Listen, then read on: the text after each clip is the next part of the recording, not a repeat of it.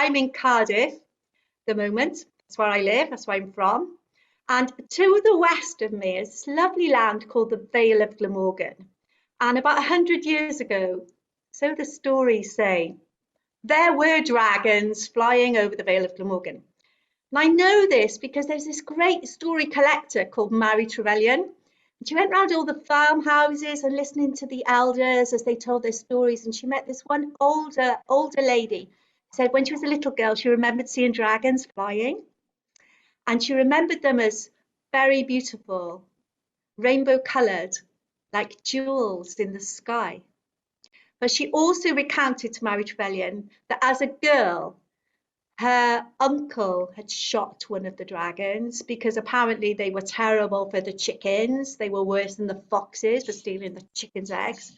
And how she'd seen the scales weeks later in the shed, and she peeped in to see the colours, but they'd all faded to grey.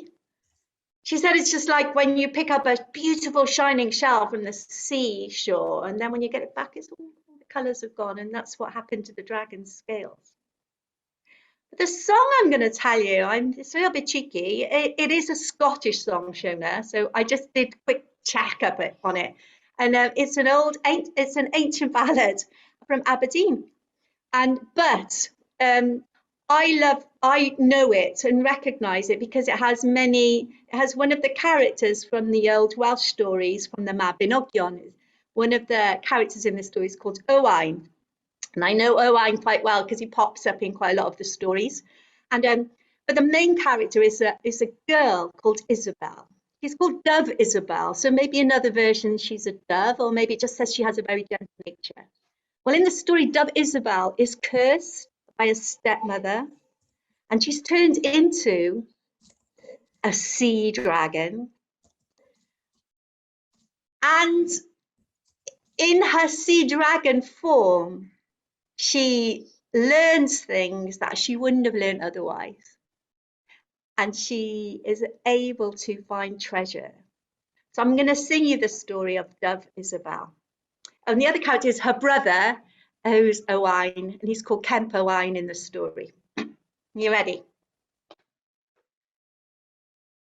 Her mother died when she was young, causing her to grieve and mourn.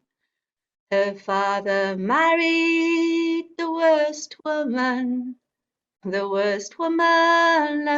born. Isabel served her well on hand and foot, but her stepmother loved not she, and she has cursed Dove Isabel and cast her in the salt green sea. Oh, lie you there, Dove Isabel, and all my sorrows lie with thee. Let all the world do what it will, you will never rescued be. Isabel breathed fire, her breath was strong. Her body wound around a tree, a skin of scale, a thinner tail, a fierce sea dragon was she. Isabel breathed fire, her breath was strong, her body wound around a tree, and all the people far and near feared such a fierce dragon to see. Well, word has come to her brother Kemp Owain in his home across the sea, and he has sailed to Craigie's Crag, and on that savage beast looked he. Isabel breathed fire, her breath so strong, she wound 3 times around a tree, and with a twist she gave a roar. Oh, come here and kiss with me. Here is a royal belt, she cried. I found it in the salt green sea. And if your body it were on, drained shall your blood never be. But if you touch me, tail or fin, I swear this belt your death shall be. Owain stepped in, gave her a kiss. The royal belt he brought with him. Isabel breathed fire, though fire less strong. Now she wound twice around the tree. She gave a twist and then a shout. Oh, come here and kiss with me. Here is a royal ring, she cried. I found it in the salt green sea. And if your body it is on, drained should your blood never be. But if you touch me, tail or fin, I swear this ring your death shall be. Owain stepped in, gave her a kiss. The royal ring he brought with him. Isabel breathed fire, now fire near gone. She wound but once around the tree, and with a twist she gave a cry. Oh, come here and kiss with me. Here is a royal sword, she cried. I found it in the salt green sea. And if your body it were on, drained should your blood never be. But if you touch me, tail or fin, I swear this sword your death should be. Owain stepped in, gave her a kiss. The royal sword he brought with him. Her fire was gone, but she's still strong. No more a savage sea dragon she. Smiling was Dove Isabel. She was herself, and she was free. Dove Isabel. Oh, that was so beautiful, Kath. Oh, Diane, that was wonderful. Thank you so much for that beautiful ballad.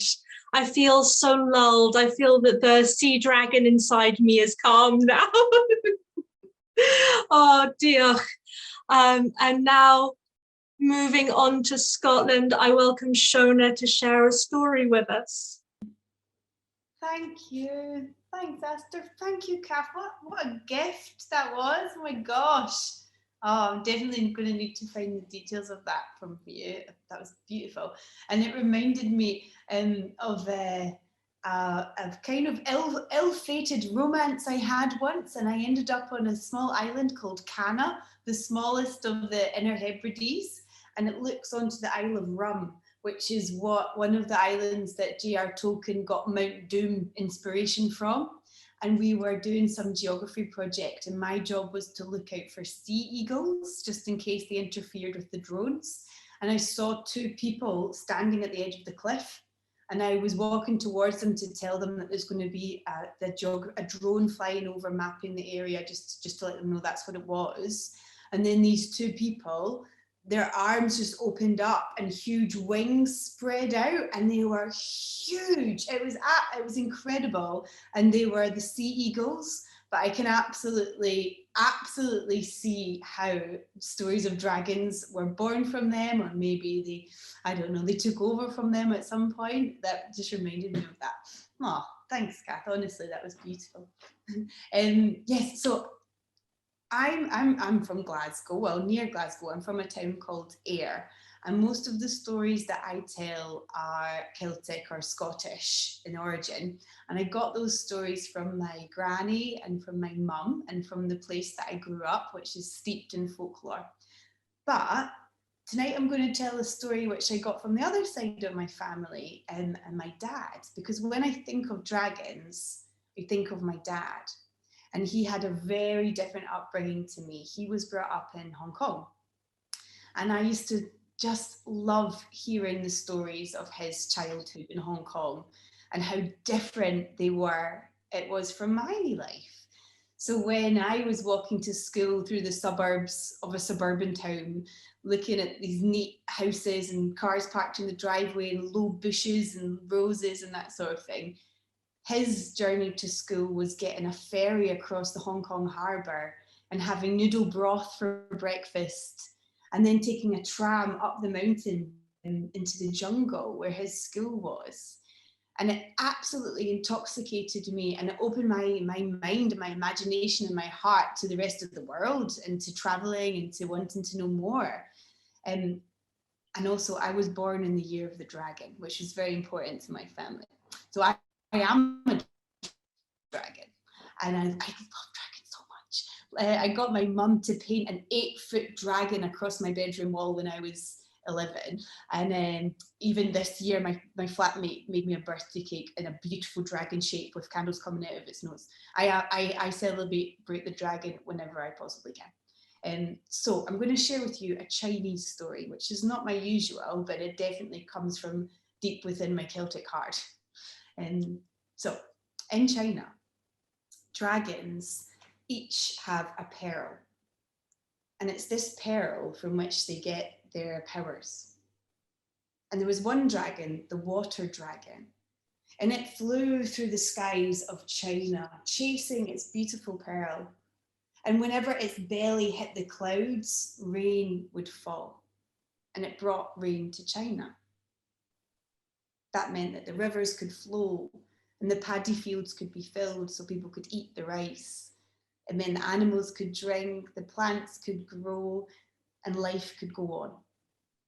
But one day, the dragon was flying through the sky, and the pearl, it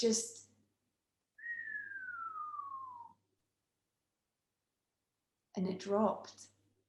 And so the water dragon, this water dragon, had reached the end of its cycle, and it disappeared. And that meant that the rivers dried up, that the paddy fields dried up, that there wasn't enough food for the people, let alone the animals. And there was one boy who was about the age my dad was when he first moved to China.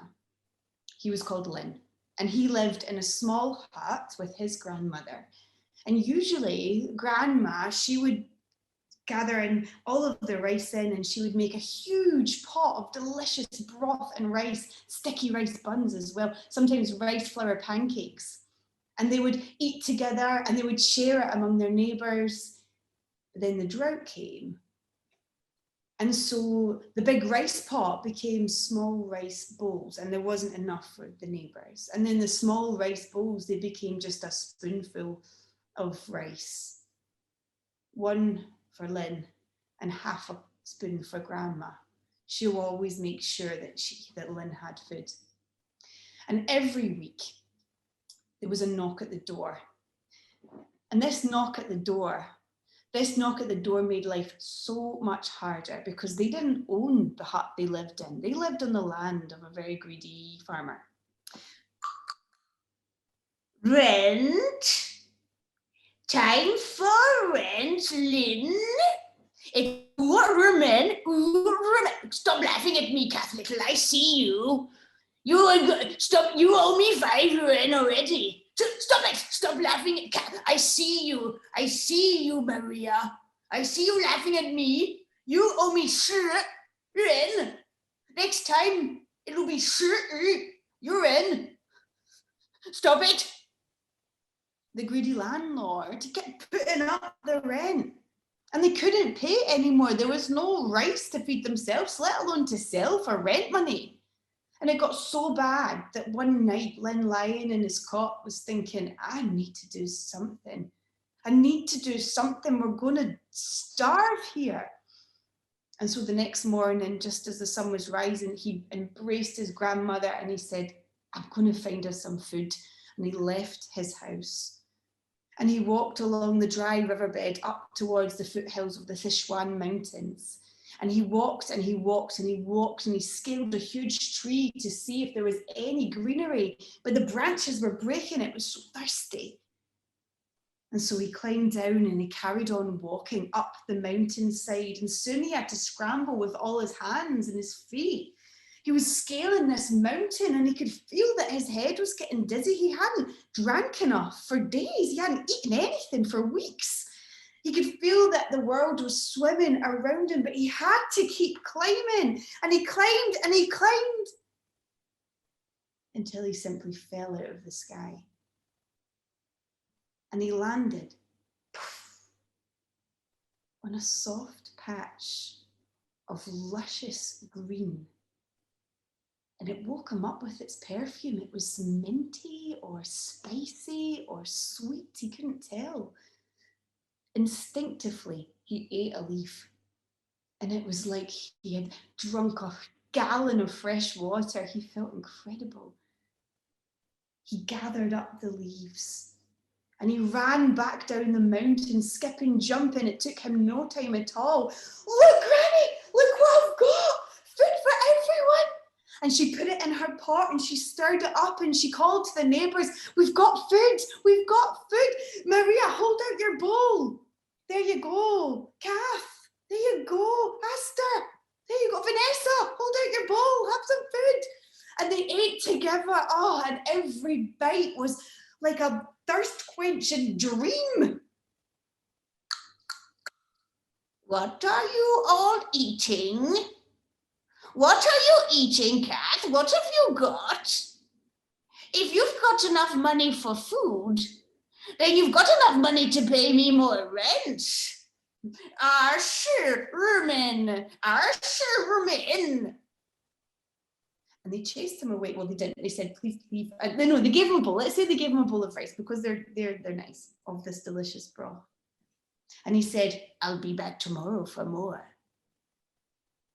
So the next day, he embraced his grandmother and he says, don't worry, I'll find it again. And he headed up off the mountain. And it was like his heart was leading him this time. He passed through the dry riverbed and he scaled the mountain like a spider, climbing up to this lush patch of greenery. And with one hand, he pulled the roots. He thought, I'll plant it in the garden in front of the house and then I don't have to come here every day. So he pulled the roots and he pulled and he pulled and he pulled until out of the ground, clinging on to this plant, was a beautiful pearl. So he kept that in his chest and he gathered the rest of the plants and he ran back to his gran and he said, I've got more, Granny, but I've also got this. And the granny was very wise. She knew if the landlord put his peepers on that pearl, he'd want it. And so she hid it in a pot. And she made food for everyone.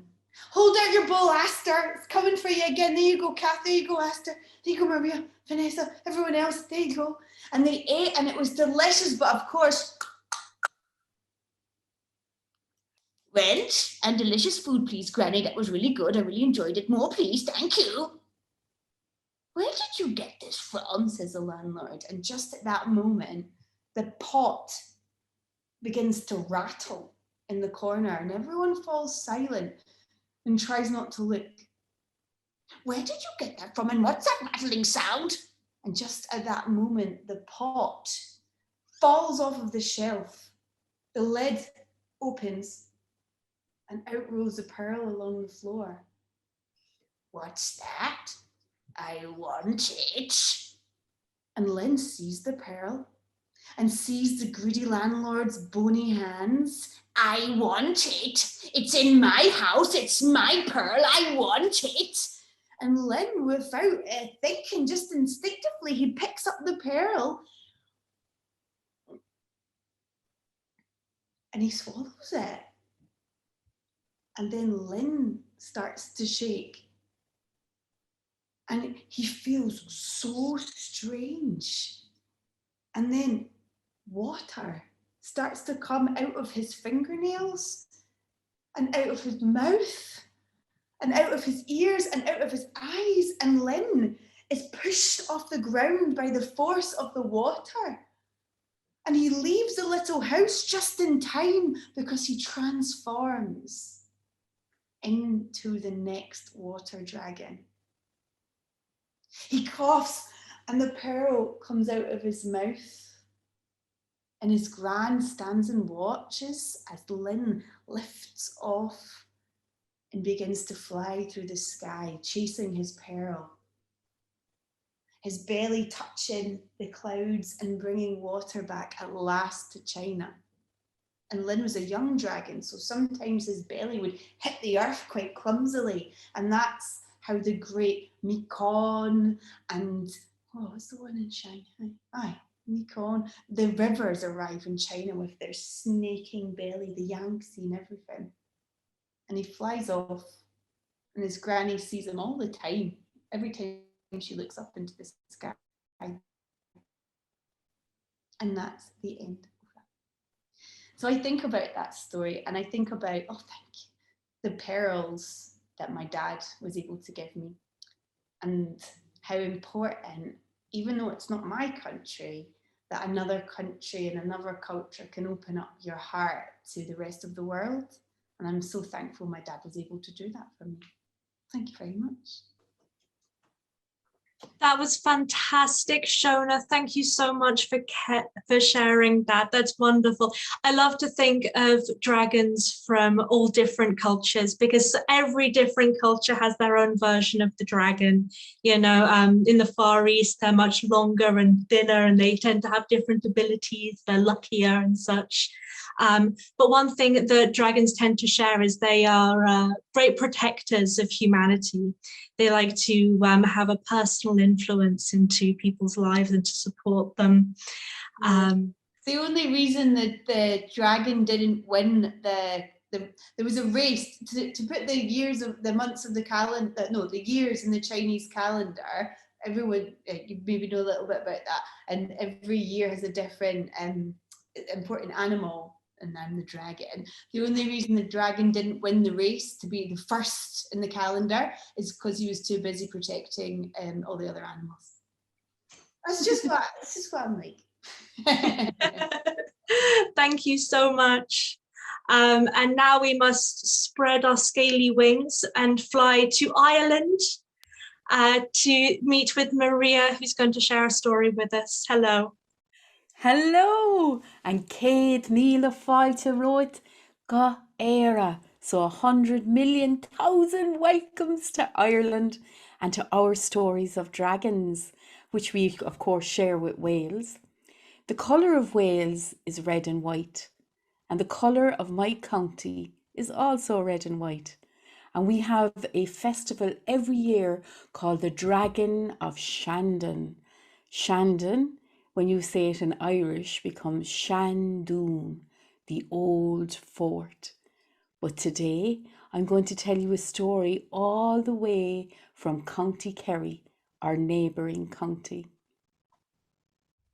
A long time ago, in the time outside time, in the time before time, another race of people walked the lands of Éire. There was 2 tribes.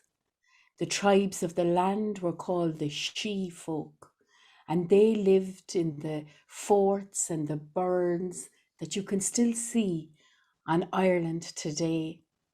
And the other fairy folk lived in the sea.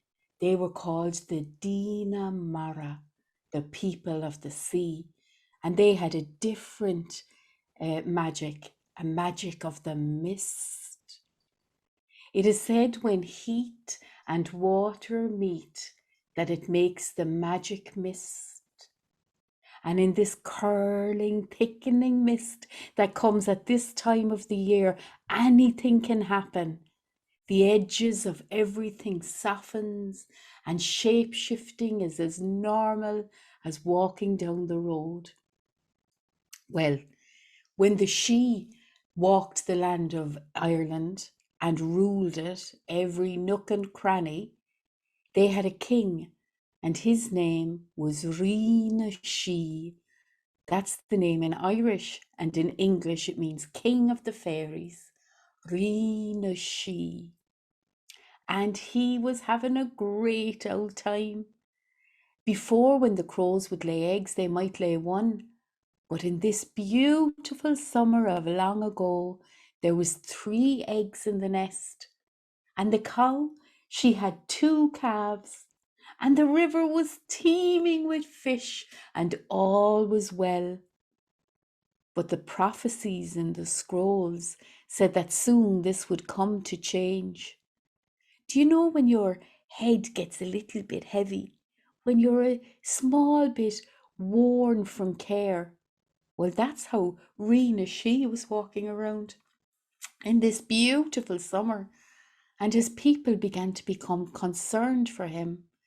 And his Anam Cara, his soulmate, deep in the earth of Ireland, was beginning to worry for him too. She was the blue dragon of Munster, and she could feel the worries of her friend pressing down on his heart and keeping his head low. I wonder what it is, she thought to herself. The king started to walk to the river, because often when you feel this way, water can give you comfort. Or was he having discussions with Undina Mara, his cousins, the fairies of the sea and the waterways? And Bradán Fassa came to visit all the way from the top of Ireland, down the Atlantic and up through the river Feel. Bradán Fassa means salmon of knowledge. Bradán Fassa, called Rina She. Is it true? Is the change coming? And Bradán Fassa stuck her snout up from the water and said, Yes, Rina She, the change is coming. Oh, he couldn't or didn't want to believe his ears, so he asked the crows, Are the changes coming, crows? Caw, caw, they called, and he knew it to mean that the changes were coming. Are the changes coming? He said to the cows. Move over. The changes are coming, said the cows. Right then he said, I need to make the arrangements. And he walked again up towards Listowel Castle. You can come and see it if you like. And in front of Listowel Castle, the big stone disc, underneath which the blue dragon slept. Now, when she heard her friend coming, she stuck her little nose out and said, Rina She, it's me, you see. Can we have a conversation? And he said, Ah, my little dragon, sure you have known me since I was a boy and you were a pup. And that's no easy feat. How long do the fair folk live? We're not talking tens of years, or hundreds of years, or thousands of years, or millennia. The fair folk live, Godyo, forever. So it would have been a long, long time that they had been friends. And he poured out his heart to the blue dragon, as we often do to our best friends. And immediately he felt better. And he felt, more importantly, that he was on the right path and that he had to make the arrangements. Oh, Rina She, can we come with thee? Said the dragon. He said, there will be a cost. You're welcome to come, but there will be a cost. Right, she said, and she sent her heart out to the other dragons of Ireland. For that is how the dragons communicate, heart to heart, with no need for words. And then she smiled at Rena She and said, "Oh, Rena She, I'm full of glee. We'll come with thee." "Oh, you've made my day," said Rena She. "You've made a sad day bearable. But here's the cost, my darling one. Here's the cost, mo vornin, mo kushla." "What is it?" she said. "Well, your body will become long and thin, and your wings will grow and flow and fly, and they will become invisible." "Invisible," she said. "Oh, Rena She, I don't know if I like the idea of that." He said, "Yes, but they will be iridescent." She tried that on her tongue. Are you trying that beautiful word? Iridescent. Oh, it sounds as if it's full of driachta, full of magic. What does it mean? Well, now, it means that every colour of the world, blues and browns and greens, oranges and purples, every colour, earthen and jewel colours, they will dance across your wings. "Oh, Rena She, I like the idea of that," says she. "I really do." So they made their arrangements to meet on Lunasa, the first day of August, in that time outside time, so long ago. The beautiful people of the She, with their proud bearing, each one over 6 foot tall, met on the banks of the river Feel, and behind them the dragons that had been their faithful friend. By the light of the full hunter's moon, they walked around that river, following its bends and its curves, until they came to the big green field with the standing stones, the fairy cathedral. Rena She walked into the middle of those stones, and he sent the She Driachta, the magic of the fairies, out over the heads of his people. It went over the heads of the dragons too. They felt the change. They closed their eyes. They became smaller and smaller inside their own bodies. And when they opened their eyes, a blade of grass seemed to them like a mighty oak. And the dragons had changed too. Their bodies had gotten long and thin and closer to the ground. The blue in their bodies became a more startling hue, and their wings flew and grew and flowed right out to the edges of their new bodies. And just like Rena She said, every colour that you can think of began to dance across those wings in the moonlight. And that is how dragons became dragonflies on the banks of the river Feel all that time ago. Now they live in the shadowy spaces, in the liminal places. But if you ever see a dragonfly, you can be sure that their fair folk are not far away.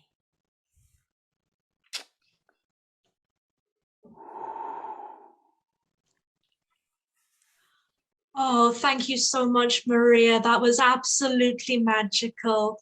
That was fantastic. I don't think I'm ever going to be able to look at a dragonfly in the same way ever again. Because normally I go, "Ooh, a dragonfly." And now I'm going to go, "Whoa." A dragonfly. I know. You know, I've been so struck tonight, Aster, by the red thread of story because Yes. myself and Kath and Shona, we didn't get a chance to meet before meeting tonight, you know. But there seems to be something in the dragon energy that is very nurturing and caring and gathering. And the dove Isabel, in the Irish language, dove means black. And of course, they pronounce it differently in Scotland. So we say Scian dove, the black knight. And in Scotland, they say, what do they say, Shona? Scian du. Scian du. Beautiful. So that kind of brought our stories together again. It was beautiful, beautiful. And I loved your story, Shona, of the pearl and the iridescence of a pearl and the iridescence of the dragon's wing. So yeah, red thread of story. It's working. I wonder what everyone's dragons look like in their head, because everybody has a different dragon. For me, even the water dragon was blue and white, but for me, dragons are green. But they're not in Wales. Maybe they're red. Like, I wonder if people could write what color their dragons are. I'd love to what they look like. That would be fantastic. Let's do that. In Wales, I always think of dragons as being red. You're absolutely correct. But also gold and silver and shining and... So not green. Mine are always green. There you go. Oh!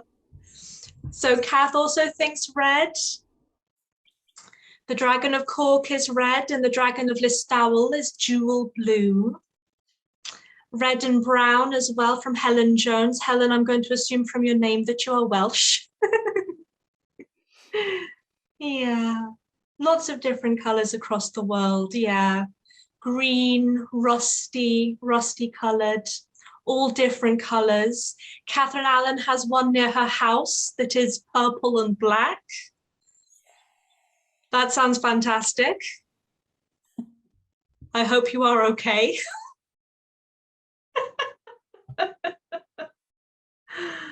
Oh, wonderful. Anyone else want to share? What color do you think of when you think of dragons? Dark green, iridescent the way some duck feathers are. That's from America. Thank you so much, Jake and Margot. Yeah. Mostly green, but they could be any color. Thank you, Vanessa. Green definitely seems to be a good color for dragons. I think you're winning on that one, Shona. No, but it's so interesting that they're all so different. My green is a very almost like lime green. So that's, yeah, there you go. Yeah. Oh, let's all take our favorite dragon forward and go over to Cardiff and thank Kath Little for joining us with another story. Thank you, Kath, and welcome, Croeso. Yeah, lovely to hear all about the dragons. I did feel honor bound to say red, Coch, but because that song and all the stories, I've got iridescent, I've got like blue in my mind now. I'm thinking of dragons differently. It's been really, really, really lovely, really dragon time. It's been so good. So Amser Maith yn ôl, once upon a time, a long, long time ago, there was a king. Now, the king had been pushed out of his own lands and he was a little bit tired of being pushed around. He decided he wanted to have a castle of his own, and his being pushed out had turned him quite bitter and quite mean. So he came west, and he came to the west north of our country, and at the top of a mountain, he ordered the people to build him a castle. He enslaved the people basically. And because this king had become cruel and tyrannical, they had no choice but to obey. So at the top of the mountain in the north of our country, they heaved great boulders and dug deep, deep foundations to build a castle. Build me the best castle. And so they worked hard. And the walls were strong. But in the night when they slept after their hard work, the castle walls came tumbling down.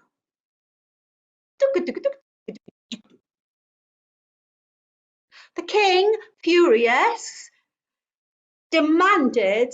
ordered the castle to be built better.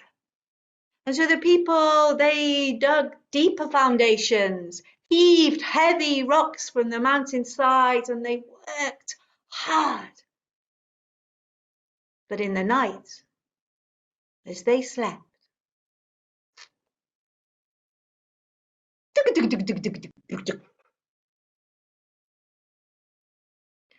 build better.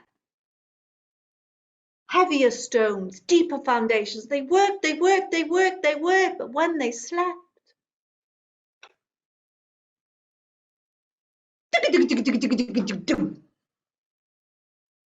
the king, exasperated, called for his wise advisors.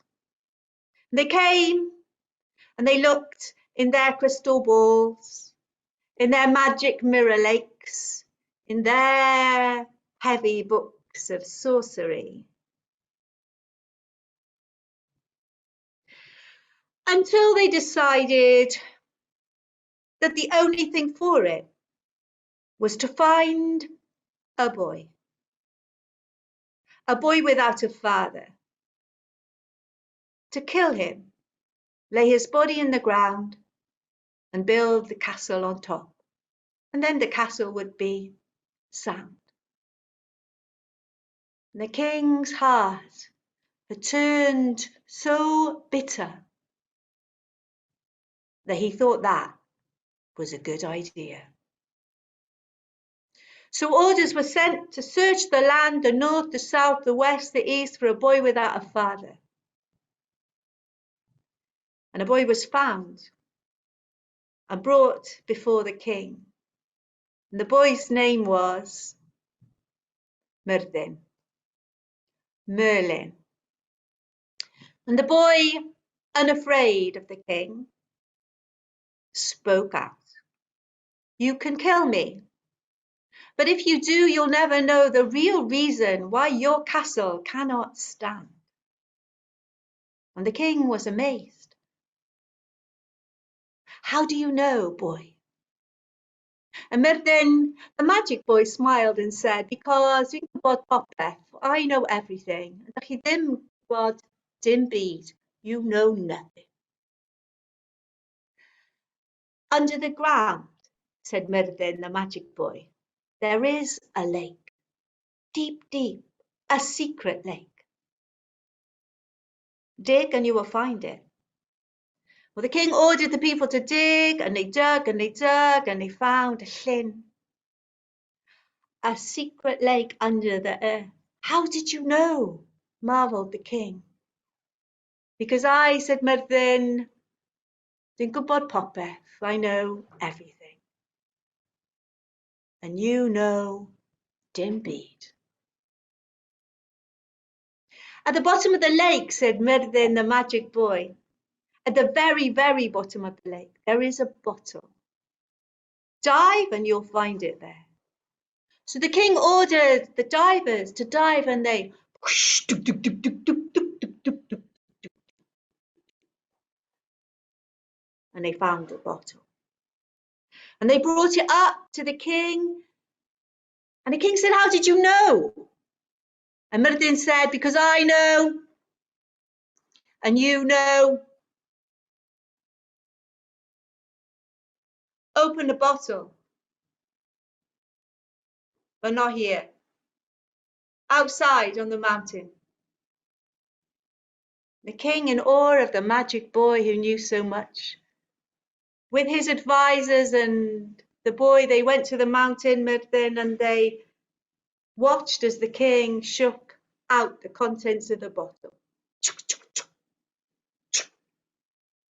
Out came two tiny little dragons. They were so cute. Little tails and wings. Little mouths. Un ohonyn nhw oedd coch. One was red, un arall gwyn, white. Let them go, said Myrddin. Let them go. And the dragons grew. And they got bigger and bigger and bigger and bigger until they were enormous. Their wonderful wings shut out the light of the sun. Their tails swished. The magnificent claws shone, talons. And when they breathed fire. The white dragon and the red dragon began to fight. And the people watched in awe as they danced, avoiding, attacking, ducking and diving all the long day. Magnificent and wonderful they were. And at the end of a long day, the white dragon, weary and tired, retreated and flew and was not seen again. But the red dragon, victorious, stayed. What does it mean, the king of the magic boy Myrddin? And Myrddin smiled and said, the red dragon, ein draig ni, is our dragon. Our dragon. The red dragon is courage and passion and love and determination never to give up. That red dragon is always going to be on our side. And so it is that we have a flag. On the flag is that red dragon. On the green earth, our lovely green earth, on a white background, for the peace we long for in all of our hearts. I don't know, do it. That's the story.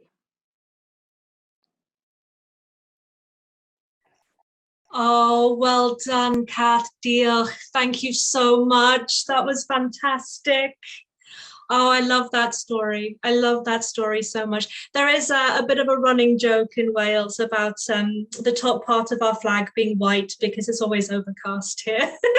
The sky is always just full of clouds because it's always raining. We have 23 different words for rain in Wales, and we're proud of every single one of them. Thank you so much for that. That does bring us to the end of our time here tonight. But please, everyone, join me in saying thank you so much and well done to our fantastic tellers, Kath Little from Wales, Shona Cowie from Scotland, and Maria Gillen from Ireland. And I hope that all of you have had a good time and that you are feeling even better about dragons from all over the world than you were before. Thank you so much. Thank you, Asta, for emceeing so well, and thank you all for coming. Diolch. Did a great old job. Great old job. Loved it. Yeah, thank you. Yeah. Excellent. Thank you so much. Good night. Good night, Alice. Good night, Catherine. Dream of dragons. Yeah. Good night. Good night. Hiya, Catherine. Good night, Teresa. Thank you. Thank you for joining. Vanessa, I feel like you've got a dragon story somewhere. Ooh. I don't know why. Yeah. Do you want to tell a story, Vanessa? No, You're welcome to. I could just sense there was a dragon story in there. It's hiding there. Come on, Vanessa. Oh, good. No. Are you? She's muted. Vanessa, you're muted. That's weird. Looks like. Oh. Maybe she... I don't want to put you on the spot. No. Are you in Wales? Huh, I don't think the camera's. We're all mad for a session, aren't we? It's the time of year for it. So I'm smiling at Aster because there's no ceremony here. You just like, it's your turn for a story and you have to tell a story. Oh, that sounds mad. Oh, Yeah. No room for anxiety in Ireland, is there? No, No room for not. it. You have a drink and you get on with it. And you just get on with it, you know. And if you stand, there's a few traditions that go with storytelling in Ireland. One is that you come in at this time of the year and you make your way to the front of the crowd and you put your back to the fire. And if you put your back to the fire and you draw the heat from the fire, then you better be able to put the heat out into the room with a good story. Because if you don't, you'll get killed. So, yeah, so that's one of the traditions. And the other one is get in on the gap because everybody has something to say. So as soon as one story stops, you have to get in on the gap or somebody else will have gotten the space to tell the story. So, yeah. We have a phrase, it's like, tell a story, do a rhyme, sing a song, or show your bum. Yeah. I'm sure there's some that do all three. Over the course of an evening, of course, Aster. So tell us, you're celebrating the dragon in Wales today. Is it the time of the dragon? No, it isn't. It's usually traditionally celebrated on St. David's Day. Oh, so, yeah. On the 1st of March. Yeah. So, no, it's not the time. The dragon in Wales. What's that, Shona? It's always the time of the dragon in Well, that is true. That's true. Yeah. That is true. And I do love that story of these little rainbow dragons over the Vale of Glamorgan. It's just like a tiny fragment of a story, and I think it's really beautiful. Yeah. Yeah, that's really wonderful. Yeah. No, I love the fact that when they're touched by humanity, they lose their colour. Yeah. And the scales go grey. Yeah. Yeah. Beautiful. Yeah. Oh, it's sad too, though, isn't it? Yeah. But it makes me think that maybe most Welsh stories are sad, aren't they? Really? they are. Yeah. They are. It's all that rain. No, it's it makes me think that, you know, maybe they're still out there. Yeah. And the only reason that we haven't found them is, you know, that's why they're still out there. Yeah. Yeah. And there's a saying in Ireland, have you the eyes to see? Yeah. You know, so yeah. Have you the eyes to see? Yeah. The Ban Fassa, or the wise woman, is a whiz at being dumb. Wisdom. That's where wisdom comes from. Because she challenges, you know, kind of the facts that we accept in life.